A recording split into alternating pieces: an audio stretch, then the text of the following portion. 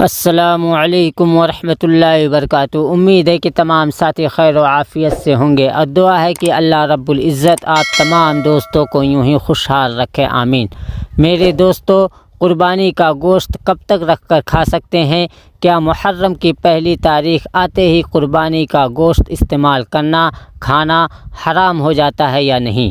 تو آؤ دوستو، اس کے بارے میں ہم دارالعلوم دیوبند کا فتویٰ دیکھ لیتے ہیں، جان لیتے ہیں اور سن لیتے ہیں کہ کیا قربانی کا گوشت محرم میں بھی ہم کھا سکتے ہیں یا نہیں، یا محرم کی پہلی تاریخ سے ہی قربانی کا گوشت ہمارے لیے کھانا حرام ہو جاتا ہے۔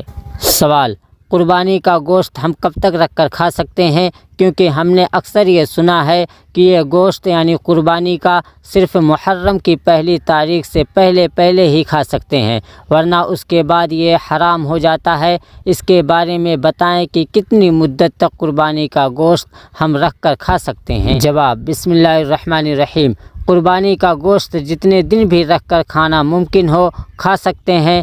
حدیث شریف میں اس کی مطلقاً اجازت ہے۔ قربانی کا گوشت محرم کی پہلی تاریخ سے پہلے ہی کھانا لازم و ضروری نہیں، بلکہ محرم کا مہینہ داخل ہو جانے کے بعد بھی کھا سکتے ہیں۔ محرم کا مہینہ شروع ہو جانے سے گوشت حرام نہیں ہوتا۔ آپ نے جو سنا ہے وہ درست نہیں ہے۔ واللہ اعلم۔ دارالفتہ دارالعلوم دیوبند۔